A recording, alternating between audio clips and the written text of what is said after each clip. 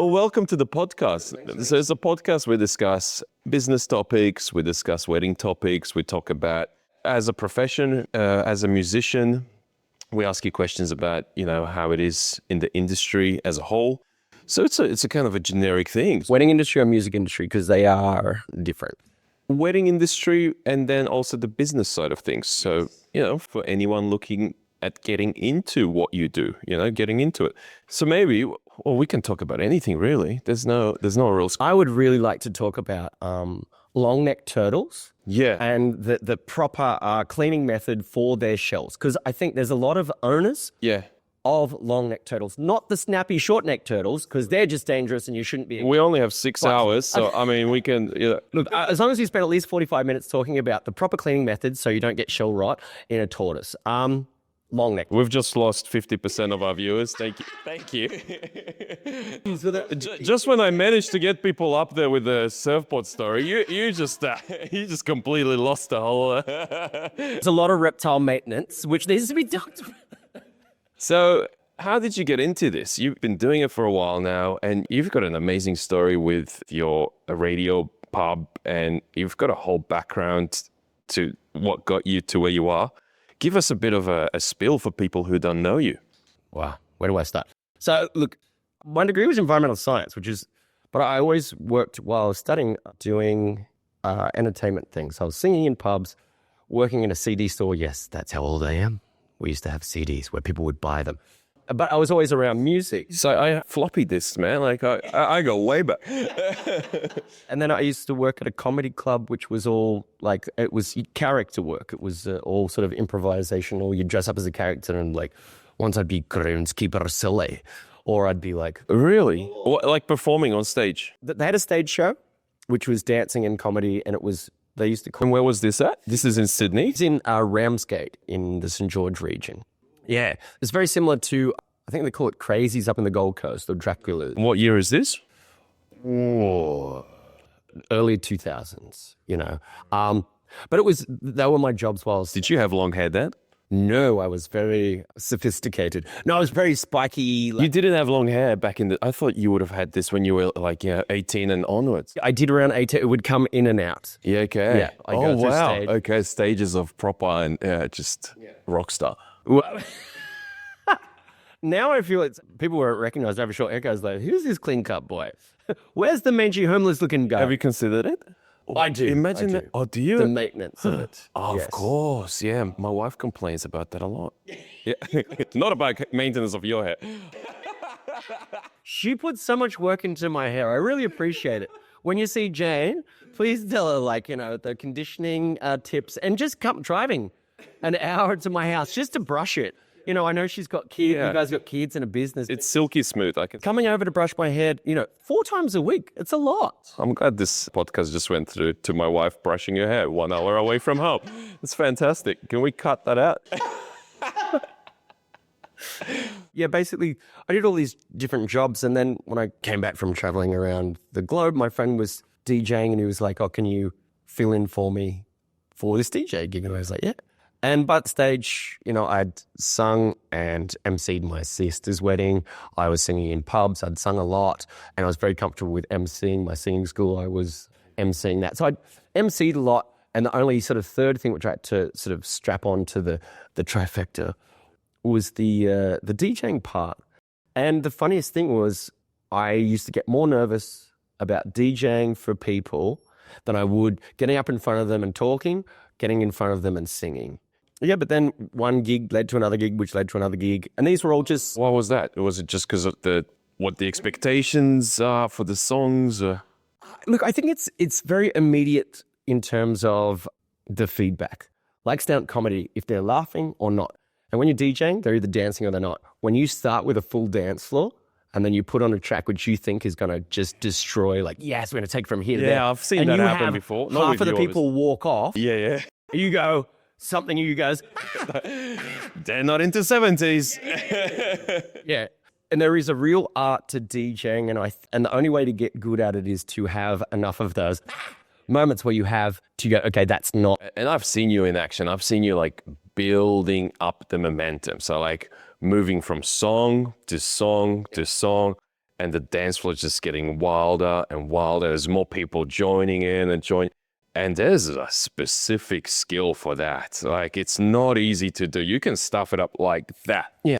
Yeah. It's a very, I think there is transferable skills with emceeing. You can sort of, if you've got that ability to read a crowd, and it's the same when you're playing guitar and singing, you're like, okay, people are singing along. We need to take it from here to there. Okay, this is the romantic part. We need to pull it back and pull on the heartstrings. It's very much that similar transferable skill in a way. To me, the three sort of make sense and are interchangeable, all based around sort of being in that present moment, being in the reading of the room. Yeah, but I found the DJing part originally I would be more nervous about it. And but then eventually, like, you sort of get to that point where, like, okay, I've tried all these different things. I've this different audience. You got more confidence in your abilities, in your experience. You're super confident when you're doing your DJ sets. You're like dancing there. You're vibing, and the whole thing is about creating a vibe. And you're there representing it, like dancing, jumping. The crowd is jumping with you. When I first saw that, I'm like, this man, yeah. He looks like Jesus. I know. He's not wearing a robe, but he is dancing. And everyone's there with you, man. You're building that experience up. I left my crown at Thorns. Yeah, yeah. You know, it was really digging in. It's all, yeah, especially with the jump. Yeah. Look, it should be fun. It should be, I think, and especially that dance floor. It's almost like a tension release as well. If people have been, there's a big build up to a wedding. People have been thinking about it for years sometimes, or, you know, even from when I was a little girl. You know, you think about it when you're young, as you get, yeah, it's a big long, so there's a lot of pressure, a lot of build up, a lot of moving parts. And then sometimes that dance floor is the sort of the pressure release, all the speeches are done, you've had a few drinks. The dances, the bridal waltz is done. That's what usually bride and groom tells me the next day. So when they come back to pick up their things, it's like, once it got past the speeches, it's like, yeah, we can relax now. Like, it's all done, the formalities. We can enjoy the time with their loved ones and go wild on the dance floor. Yeah. And that's when you come in. Do they grow wild on the dance floor? Oh, they're wild. Yeah, they grow. Yeah, that's a very big part of the wedding. 100%. And look, I think also it's a part where it's very different from back in the day. I had different residencies where you're playing to the same audience, you're saying to the same sort of demographic. They come here every week, they're locals coming in and they're requesting certain songs, and you learn to sort of know that venue and their customers. But a wedding is, you've got a different group every single time. When you've got a residency, you get to that, you understand that group. And then if you do a lot of different functions, different things, you've got to be able to sort of read this room. But then also with brides and grooms and couples, their wedding day, they're with all their friends and family. Hopefully they have some insights. And there's a couple of, I always ask, you know, to take it from a wedding, which I can do. If you don't have any selections, fine. I've had people go, this is the bow waltz, that's the walking down the aisle, you do the rest, which is rare. Most people have a bit more input.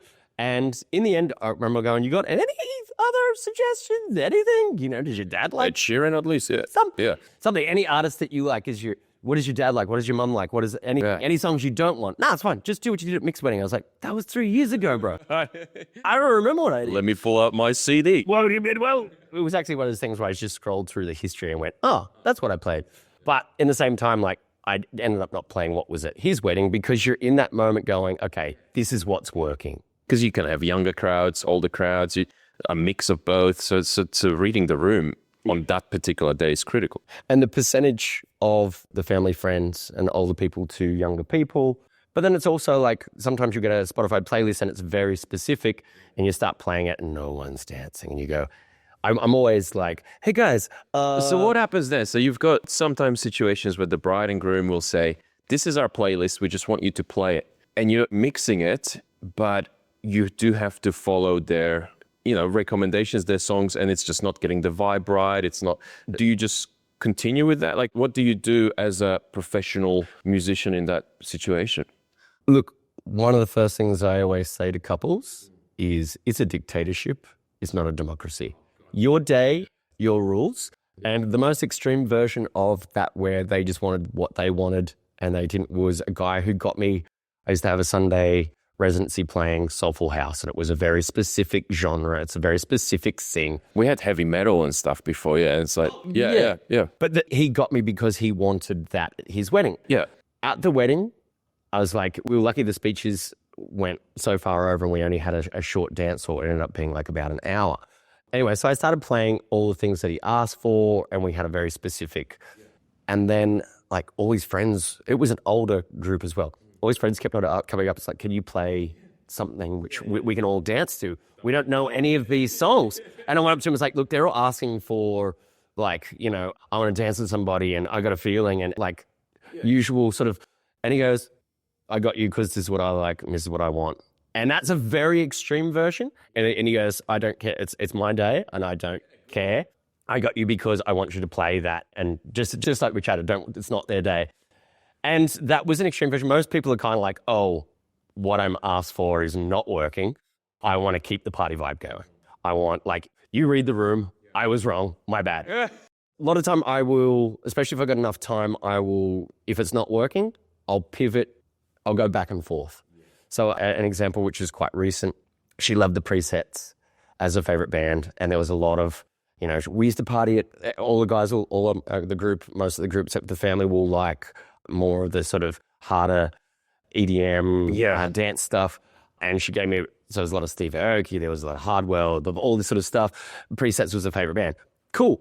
So I start off with some older stuff, go into some newer stuff, which people know, or Calvin Harris or something or other. And then into Steve Aoki, Pursuit of Happiness, well known. Yeah. Lost a third of the dance. So I'm like, okay, well, I'm going to double down because she said that they all love it. So everyone who's going to put on the Presets, arguably their biggest song, my people lost half of the dance floor almost immediately. And immediately I went up to her, I was like, they're not dancing to the sort of stuff that you know, she goes, I'm really disappointed in them. Like, I was like, I'm probably going to have to pivot out. She goes, yeah, I get it. And so I brought it back, but it was also a thing where, and I love this story because it shows that we had a long dance floor, so I could go in and out. So even if I lost a few people for a while, I still got to play her song. So I knew Presets was a favorite song. And then later on, I was playing some more dancey stuff, put on Martini, which is another Preset song. She told me the story later on that her friend was telling her about her best friend is pregnant. They've been trying for a while. And then I put on Presets Martini. She goes, that's amazing. I'm so happy for you. Presets playing Martini is my favorite song. I'll talk to you later. Bye-bye. So making it her day still, but keeping everyone happy. And there's that dance in between the two from your experience. It's an art, isn't it? It's such an art form. Yeah, you don't think about it. You're like, oh, there's music playing. It's like the amount of thinking that goes behind what goes next to build that vibe up and not lose it in a second. Yes. Wow, there's a lot to it. And lots of different things like musicality comes into it as well, like beat mixable. So you like beats per minute. You've got like a song which is 128 beats per minute to 105 or whatever. And you got to know, you know, and it makes it easier transition from old stuff to new stuff if you can sort of, you don't quite go from turn down for what. At the last wedding we did together here at Grow Wild, you had one of the guests was Tiger Lily, the DJ Tiger Lily. And you were the DJ, you were the acoustic guitarist on the day. How did that go? How did that feel? It was amazing. Do you feel any pressure, like performing in front of a DJ, you know? With 500,000 followers, yes. Generally, when you're performing in front of a famous DJ like that. And she was so fun to work with, by the way. She was lovely, and she had a 10-minute mix for that entrance. And she was never like. Look, I got a great compliment from her. Yeah, I saw that. She messaged you to say how amazing your whole thing was. Yeah. And yeah, she even posted like, what was it? The wildest dance floor? Or... The wildest dance floor she's ever seen. Yeah, I'm like, which she would have seen quite a few dance floors. Yes. So to say that about the Grow Wild dance floor, it's like, yeah. I loved it. It was, I took that as a very big compliment. Because the first dance was so that there was the 10-minute set, but everyone was dancing outside. So that was the vibe. Yeah. Up there too. It was a beautiful, like a spring feel in the air. It was sunny. Yeah. Everyone's just out. It felt like almost like a festival vibe. You're there, you know, playing your thing. Look, it's the beautiful celebrations. And it's funny you say that about that festival vibe. I just got off the phone before I came here with a pre-wedding consultation. And I thought Armin van Buuren called you on some. Oh, he doesn't call that much anymore, but just because of the time difference though. But they were talking about they just want to do a sort of a quiet entrance, like not a big entrance for the reception.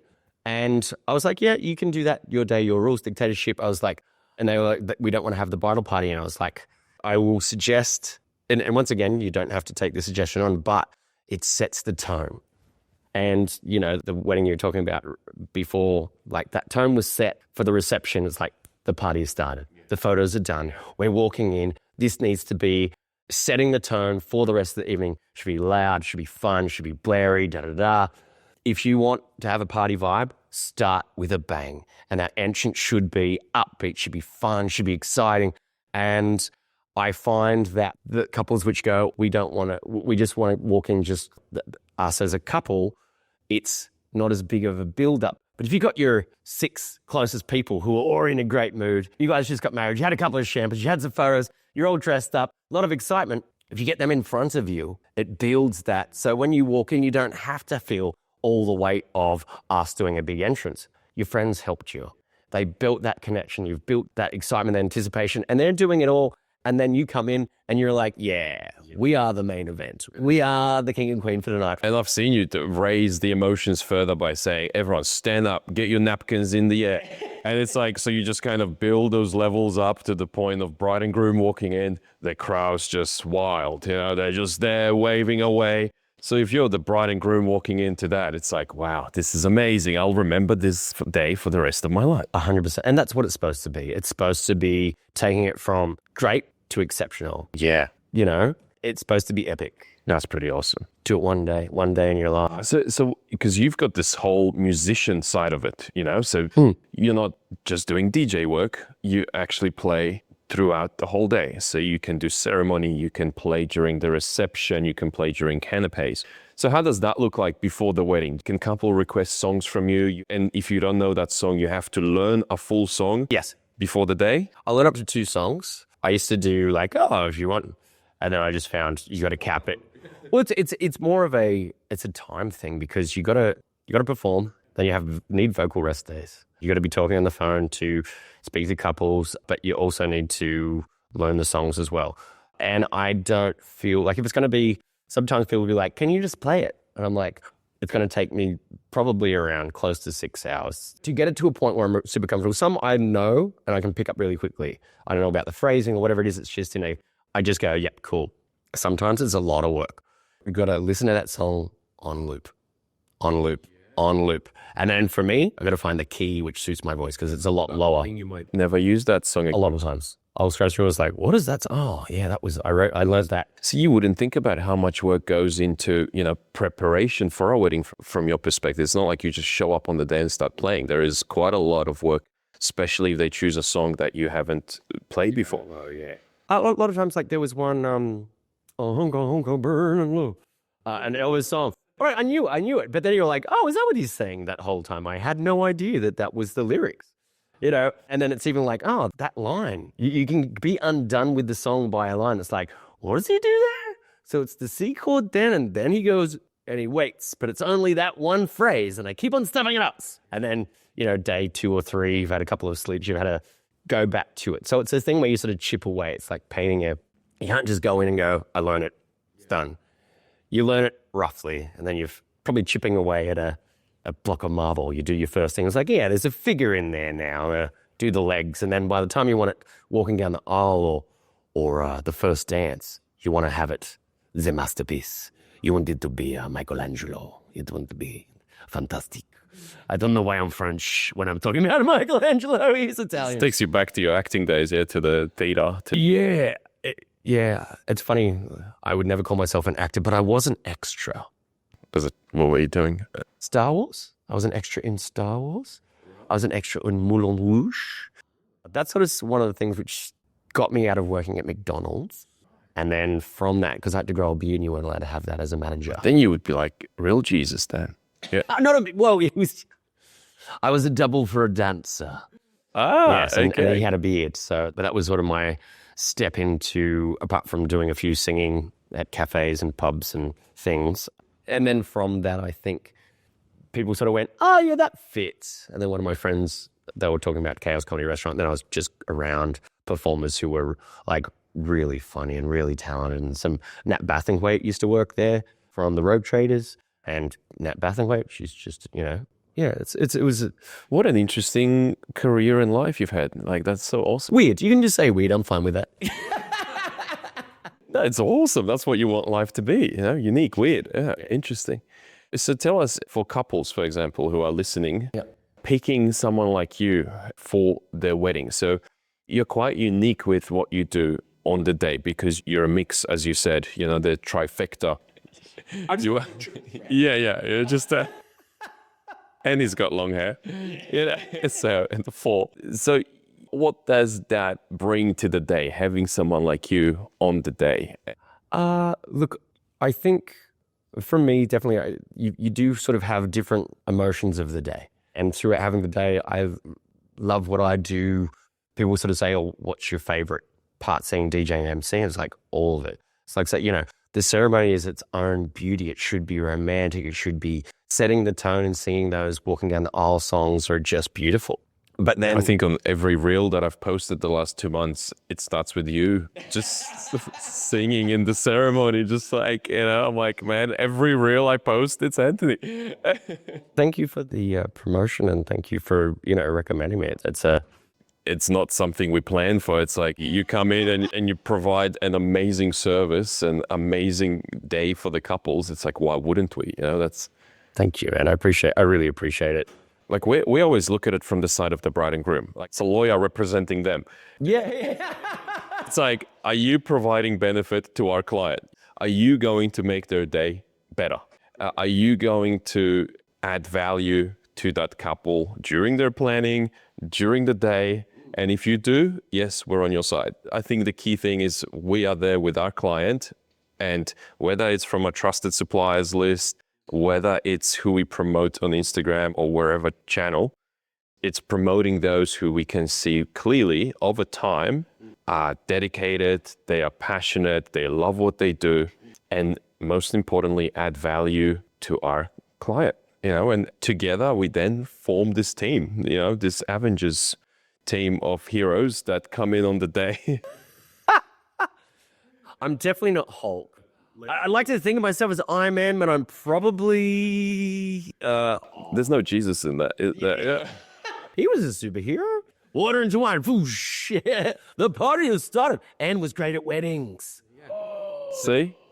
Wines, yeah. That's how we see it. So when you say, oh, thanks for promoting, it's like, no, it just comes with the criteria we have in place for what we promote. And that is amazing talent that brings value to our clients. So. You said amazing talent, but then I thought you said that you were recommending me, and my brain doesn't associate those. It's blistering talent. Sorry. Because I have a blister on my toe at the moment. Yeah. So tell us one of your most exciting, like you would have seen so much stuff at weddings. You've done so many, some stories that just like, that you would just love to share with everyone. There was one which I just thought it was one of the weirdest, and I don't know, because I know the people and they know me, but it just always sticks out to me because I thought it was so like, oh, wow, what's happening here? And so it was the father of the bride speech. And usually it's like, welcome to the family, blah, blah, blah. Anyway. So the one that happened here? No. This one didn't happen here. It was a while ago now. I knew the bride, and I knew she used to date a guy, and both the father of the bride and the ex-partner became friendly. They used to work at the same job. They had a connection. The father of the bride's speech was mostly about the ex-boyfriend. It was like, so she used to date some people, and, none of them were. And then all of a sudden, this guy came. He was charismatic. He was good looking. It wasn't the groom. And he was kept like digging the whole tip of his head. We used to go out for beers. We worked on the same project. We got to know each other. We were very close. Then one day he was gone. I'm sitting there going, because I knew the ex-boyfriend, and I'm like, where's he going with this? I was waiting for him to go and bring it around and go, and then this guy is just the perfect fit. And I thought that guy was great, but this guy's the best. And he goes, and then one day he was just gone. And those beers, I can't go for those anymore. And then all of a sudden there was a new guy. Oh, hello. And all I was thinking is, he's got tattoos. Anyway, you guys seem to be happy, so congratulations. Most of his speech was about the ex-boyfriend and how he felt jilted. And I was like, oh, man. And I knew the ex-boyfriend, and he's a lovely guy. But I was... How did you know the ex-boyfriend of the bride? I knew all of the yeah, so I knew them all. And I was just sort of waiting for him to go, and this new person, because like, why is he... And to a point where I was like... It never came. It never really came. Yeah. I was like this. So how was the father of the bride's speech? It was mostly about the ex-boyfriend and he feels jilted that I'm marrying somebody else. So what did she look like during that? Like I think she was like, Dad, get over it. We broke up. I chose a different guy. I don't know if that's a crazy wedding stories. Look, you do see a lot of different things over the years. Most of the time, they're beautiful. Yeah. They're friends and family coming together. I always sort of talk about my office is the best day of someone's life. What's that not like? And I also find I listen to a lot of Conan O'Brien Needs a Friend podcast, and he talks about how an audience, he can be completely sick, and then there's just this love in the room. It can heal him from whatever is ailing him. And I have literally woken up going, oh man, I don't have a voice, or my stomach is really bad. And I've had 2 hours sleep and I've been up all night unwell with tummy things. And then sort of was like, okay, it gets to 8 o'clock and I need to leave by 10. And I'm like, okay, I'm feeling a little bit better. And somehow, your body just goes and it reassesses itself and fixes itself. But as soon as that last song's played, you're back to where you were. And it's just like, that's why it takes us 3 hours to pack up. Yeah. That's just because we're chatty. And I'm going to say it's both of us. It's not just me. Yeah. That's true. That's fair. You'll take some responsibility. There is that magical feeling, isn't it, during weddings where it's just this, it's like, no matter what happens in my life, this is amazing and it builds you up as well to perform at your best. So 100%. That's awesome. Look, as cliche as it is, I used to love How I Met Your Mother, and he has that line, Ted Mosby, like, love is the best thing we do. It's like, well, that's our industry. That's what gets me out of bed. All those connections that those people have made, their nearest and dearest, and people that they want to go, yeah, I'm going to pay for his bar tab, even though he's going to get super loose. I still want him there because he's my bro, or whatever it is. They're my auntie, which, looked after me when mum was sick when I was 3. I want them there. All those connections, you bring them all together and go, this person, they're fantastic. Oh, it's been a small life. Yeah. One day to just go, they're awesome. Everyone, come together and celebrate that I found someone's going to put up with me that I like. My wedding day was the best day of my life. Yeah. Amazing. It's very hard to recreate a day like that, to have everyone you love traveling from overseas, coming together, and then spending 8 hours with you, just having fun. Like, there's nothing else going on. There's no other thing. Yeah. It's just you're celebrating love. Yeah. You're getting married to the person you love. Yeah. It's the only celebration that humans have that celebrates love. Yeah. And to do it with the people you love. Wow. That's pretty cool. Look, I've done all sorts of gigs. I've done corporate gigs. I used to sing in pubs every week. But the weddings are special. Yeah. There's something about the energy just before the ceremony. It's almost like, it's almost like time stops. It's like everything goes a little bit in slow motion. Even like I'll be singing la la la la before the wedding, and then what song was that? La la la la la. I just made that. Or la la la la. No, don't do that because I will go all day. So.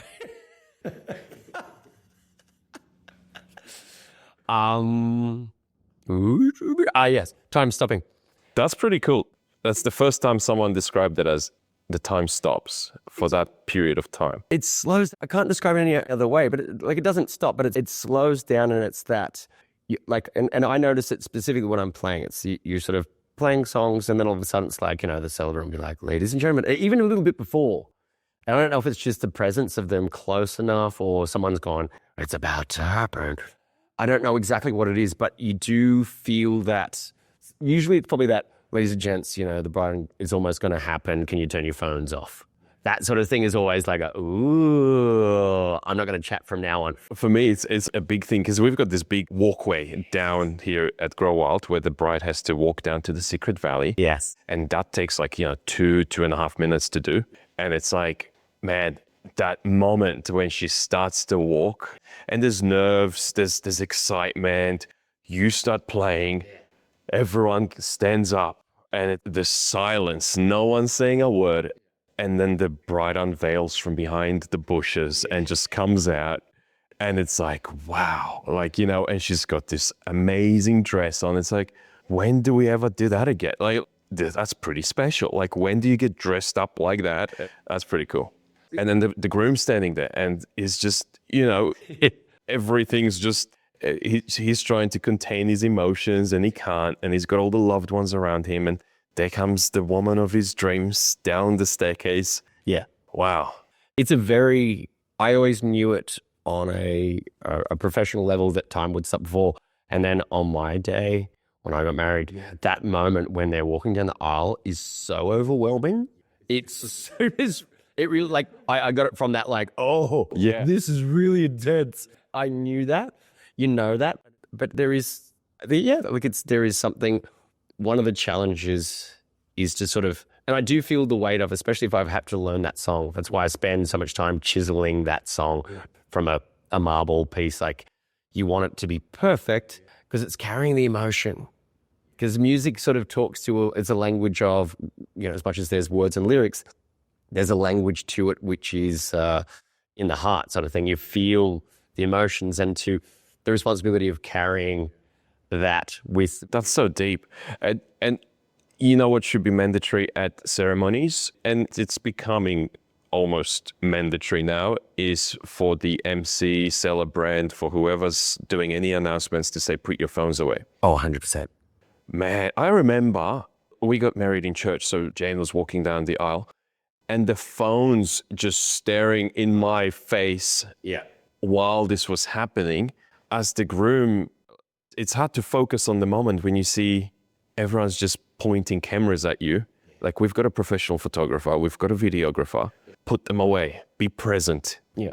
All the deep stuff you just mentioned, all the emotions, the work that goes into the musician playing the perfect tune and the bride wearing the perfect dress and everything is just perfect for you to experience it from behind the screen.